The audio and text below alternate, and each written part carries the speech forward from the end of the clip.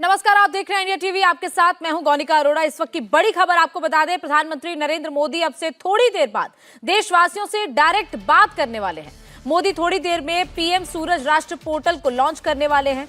इस पोर्टल की मदद से वंचित वर्गों के उद्यमियों को लोन मिलेगा। प्रधानमंत्री मोदी 1 लाख उद्यमियों को लोन भी बांटेंगे। इसी प्रोग्राम के दौरान मशीन से सफाई की व्यवस्था के लिए नमस्ते योजना के सफाई मित्रों को आयुष्मान स्वास्थ्य कार्ड और पीपीई किट भी दी जाएंगी। देश के 500 जिलों के करीब 3 लाख लाभार्थी वीडियो कॉन्फ्रेंसिंग के जरिए इस कार्यक्रम से जुड़ेंगे और प्रधानमंत्री इनमें से कुछ लाभार्थियों के साथ बात भी करेंगे। तो प्रधानमंत्री नरेंद्र मोदी का देश के नाम संबोधन अब से थोड़ी देर में शुरू होने वाला है, जहां पर पीएम सूरज राष्ट्र योजना, इसको प्रधानमंत्री नरेंद्र मोदी इस पोर्टल को लॉन्च करेंगे। जो वंचित वर्ग हैं, जो सफाई कर्मचारी हैं या फिर जो भी ऐसे लोग हैं जिनको मदद कई जगह से नहीं मिल पाती है, उनको लोन दिया जाएगा इस योजना के जरिए और बाकायदा एक पोर्टल इसके जरिए लॉन्च किया जा रहा है। प्रधानमंत्री नरेंद्र मोदी अब से कुछ देर बाद उन लोगों को संबोधित भी करेंगे। जैसे ही पीएम मोदी का प्रोग्राम शुरू होगा, हम आपको वहां लेकर चलेंगे। लेकिन इस वक्त की बड़ी खबर बिहार से आ रही है। बिहार में लोकसभा सीटों की शेयरिंग फॉर्मूले को लेकर महागठबंधन में विवाद के आसार पैदा हो गए हैं। कांग्रेस ने आरजेडी से 15 लोकसभा सीटों की मांग की। कांग्रेस पिछली बार 9 सीटों पर लड़ी थी, लेकिन इस बार उसने आरजेडी से सासाराम, पूर्णिया, खगड़िया, नवादा, औरंगाबाद, कटिहार, समस्तीपुर, किशनगंज, मोतिहारी, पश्चिमी चंपारण, पटना साहिब, मुजफ्फरपुर, बक्सर, मधुबनी और बेगूसराय सीट मांगी है। कांग्रेस का तर्क है कि वो पिछली बार 9 सीटों पर लड़ी और 1 सीट यानी किशनगंज में जीत हासिल की, जबकि आरजेडी का वहां पर खाता भी नहीं खुला। ऐसे में इस बार उसे पिछली बार से ज्यादा सीटें मिलनी चाहिए। हमारे साथ इस हमारे संवाददाता विजय लक्ष्मी जुड़ चुकी हैं। विजय, इस वक्त जिस तरीके से हालात इंडी गठबंधन में अलग अलग राज्यों में ठीक दिखाई नहीं दे रहे, वैसे ही कुछ हालात बिहार में भी है। कांग्रेस किस दम पर 15 सीटें मांग रही है और इस पर आरजेडी का क्या कहना है? देखिए, अभी तो इनिशियल लेवल पर ही बातचीत हो रही है गोनिका। अभी जो है ये सिर्फ लिस्ट का एक्सचेंजेस जो है वो हुआ है। कांग्रेस पार्टी ने किन सीटों पर वो लड़ना चाहती है, वो जो सीट्स हैं वो आरजेडी को बताई है।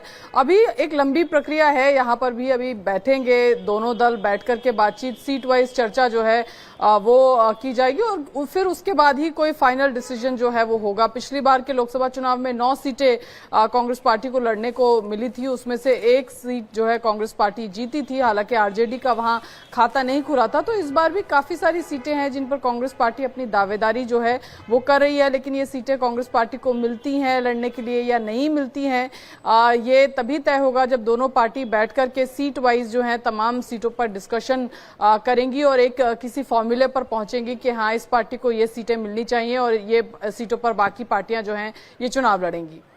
विजयलक्ष्मी, इसके अलावा अब कितना और वक्त लग सकता है सीट शेयरिंग का फॉर्मूला फाइनल होने में? क्योंकि लगातार ये उम्मीद लगाई जा रही थी कि जल्द से जल्द सीटों का बंटवारा हो पाए। अलग अलग पार्टियां कांग्रेस से लगातार ये मांग भी कर रही थी। अभी कितना और इंतजार करना पड़ सकता है? देखिए, अभी जो सूत्र बता रहे हैं कि 2 से 3 दिनों में एक और मीटिंग हो सकती है। उस मीटिंग में बैठ करके, क्योंकि अभी जो है वो सिर्फ इनिशियल कॉन्वर्सेशन दोनों पार्टीज के बीच में हुआ है कि एक लिस्ट जो है वो सौंपी गई है और उस पर बातचीत हुई है। अभी इस पर सीट वाइज डिस्कशन जो है दोनों पार्टीज को करना है। वो उम्मीद की जा रही है कि अगले हफ्ते तक जो है, क्योंकि अब कांग्रेस पार्टी अपनी काफी सारी सीटें जो है वो अनाउंस कर चुकी है कई राज्यों की, तो ऐसे में कांग्रेस पार्टी और आरजेडी भी चाहेगी कि जल्द से जल्द वो अपनी सीटें, कौन सी सीट किस पार्टी को मिल रही है उस पर कोई फैसला लेकर के उन सीटों पर जो है, ताकि उनके उम्मीदवार तैयारी जो है वो चुनाव की कर सके। इसलिए कोशिश दोनों की तरफ से यही की जा रही है कि जल्द से जल्द सीट शेयरिंग को लेकर के कोई फाइनलाइजेशन जो है हो जाए। अब अगले कुछ दिनों में जो है मीटिंग्स के दौर होंगे और सीट वाइज चर्चा इन दोनों पार्टीज के बीच में होगी और फिर उसके बाद कोई फैसला लिया जाएगा कि कौन कितनी सीटों पर लड़ेगा। क्या आरजेडी 9 से ज्यादा सीटें कांग्रेस पार्टी को देने को तैयार होगी या फिर पिछली बार के फॉर्मूले पर ही आरजेडी और कांग्रेस चुनाव लड़ेंगे? क्योंकि पिछली बार की जितनी सीटें थी वो तो कांग्रेस पार्टी मांग ही रही है 9, और इसके अलावा हमें सूत्र बता रहे हैं कि 5 से 6 और नई सीटें हैं जो कांग्रेस पार्टी चाहती है उसको लड़ने के लिए बिहार में मिलनी चाहिए। विजय, क्योंकि विधानसभा चुनाव में ये कहा जा रहा है कि आरजेडी पर दबाव डालकर कांग्रेस ने ज्यादा सीटें ले ली थी, लेकिन उस वक्त परफॉर्मेंस अच्छा नहीं रहा था। तो इस बार क्या इसी को दिमाग में रखते हुए आरजेडी ज्यादा सीटें कांग्रेस को नहीं देना चाह रही है? क्या ऐसा भी कुछ जानकारी है? देखिए, विधानसभा चुनावों में कांग्रेस की तरफ से कहा गया कि ऐसी सीटें जो हैं उन्हें लड़ने को दी गई जहां पर जो बहुत ज़्यादा स्ट्रांग सीट्स नहीं थी, इसमें कांग्रेस का परफॉर्मेंस जो है वो खराब हो गया क्योंकि उन सीटों पर कांग्रेस का बहुत ज़्यादा जनाधार नहीं था।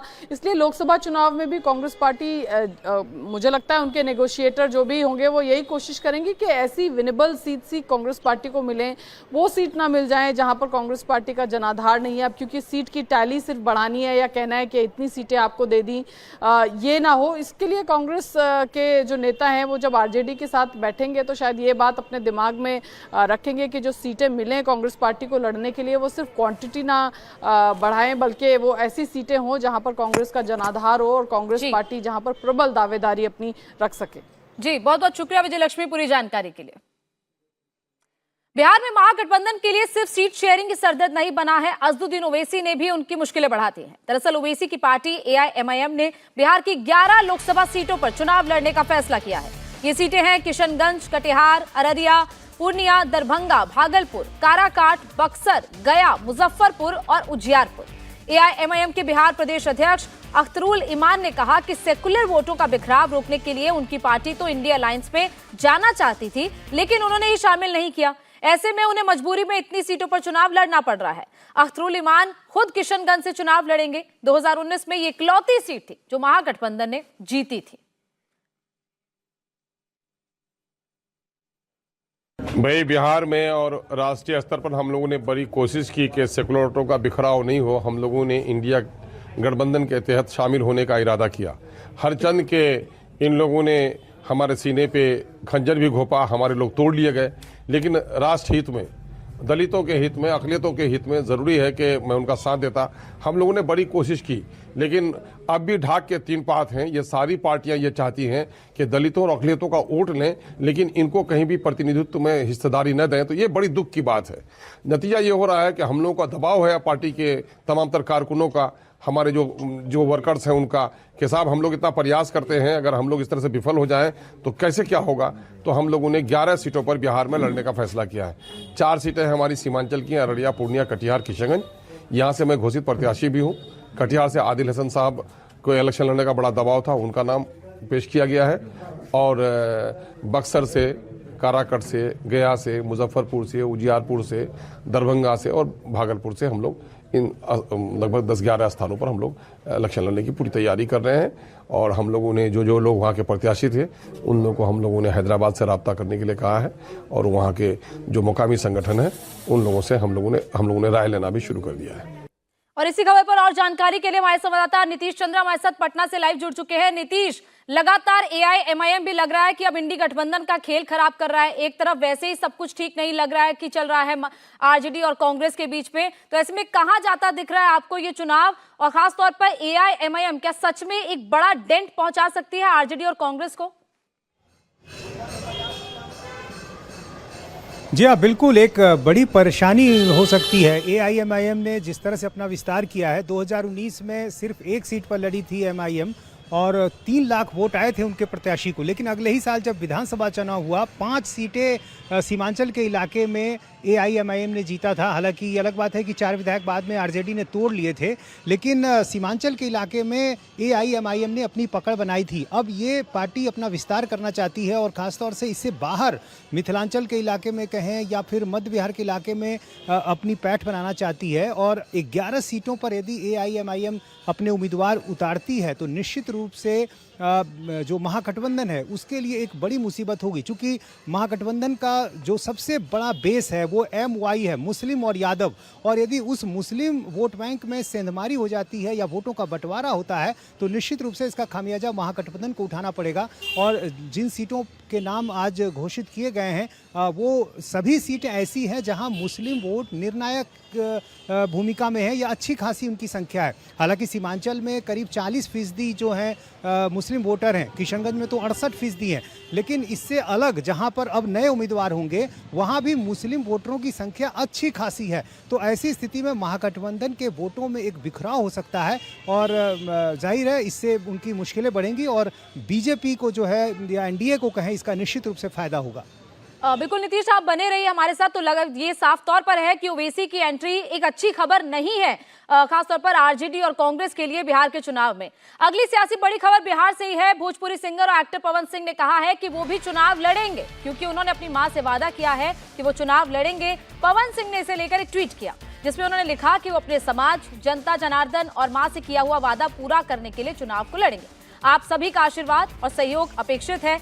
जय माता दी। बता दें कि बीजेपी ने पवन सिंह को पश्चिम बंगाल की आसनसोल सीट से टिकट दिया था, लेकिन बंगाली महिलाओं पर अभद्र गाना गाने के आरोप के सामने आने के बाद पवन सिंह ने वहां से चुनाव लड़ने से इनकार कर दिया। अभी तक बीजेपी की तरफ से इस बात के कोई संकेत नहीं मिले हैं कि वो पवन सिंह को कहीं दूसरी जगह से चुनाव लड़ा सकती है। ऐसे में पवन सिंह ने ये ट्वीट क्यों किया, ये किसी की समझ में नहीं आ रहा। कहा जा रहा है कि पवन सिंह ने बीजेपी से आरा या बलिया सीट मांगी थी। अगर बीजेपी उन्हें यहां से टिकट नहीं देती है तो फिर वो दूसरी पार्टियों से चुनाव लड़ सकते हैं। हालांकि ये सब अभी फिलहाल सिर्फ और सिर्फ कयास है। नीतीश, अब पवन सिंह जो पहले इनकार कर चुके थे खुद कि वो आसनसोल से चुनाव नहीं लड़ेंगे, अब वो कह रहे हैं कि वो चुनाव लड़ेंगे। समझ नहीं आ रहा है कि वो क्या चाह रहे हैं। क्या वो अभी बिहार की सीटों पर अड़े हुए हैं, या फिर वो चाह रहे हैं कि कहीं और सीट से उनको दिया जाए, और क्या ये भी हो सकता है कि किसी और पार्टी से भी चुनाव लड़ जाए?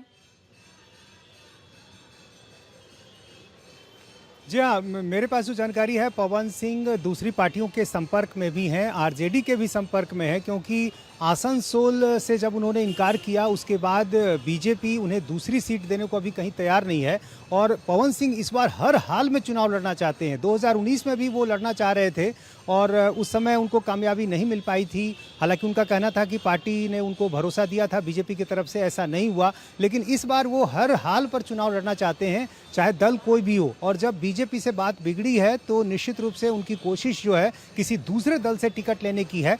तो सूत्रों का कहना है कि वो दूसरे दल के संपर्क में है, खासतौर से आरजेडी के संपर्क में है। और उनका जो गृह जिला है वो बिहार का आरा जिला है, तो वो चाहते हैं कि आरा से ही चुनाव लड़े। वहाँ से बीजेपी के केंद्रीय मंत्री आरके सिंह वहाँ से जीते हुए सांसद हैं, तो जाहिर है बीजेपी ये सीट उनको नहीं दे सकती है। तो ऐसी स्थिति में आरजेडी के से उन्होंने संपर्क किया है। और आरजेडी में एक जो पवन सिंह के संगीत जगत के जो एक बड़े प्रतिद्वंदी हैं खेसारी लाल यादव, वो लालू यादव के करीबी हैं। तो देखना ये है कि खेसारी लाल यादव के रहते आरजेडी क्या पवन सिंह को जगह देती है, टिकट देती है या नहीं देती। बिल्कुल नीतीश, अब देखना होगा, क्योंकि पवन सिंह ने तो अपने ऑप्शंस को खुला रखा है, लेकिन अब बीजेपी उनकी शर्त को मानती है या फिर वो किसी और पार्टी से चुनाव लड़ते हैं, ये अब देखना होगा। बहुत बहुत शुक्रिया नीतीश पूरी जानकारी के लिए।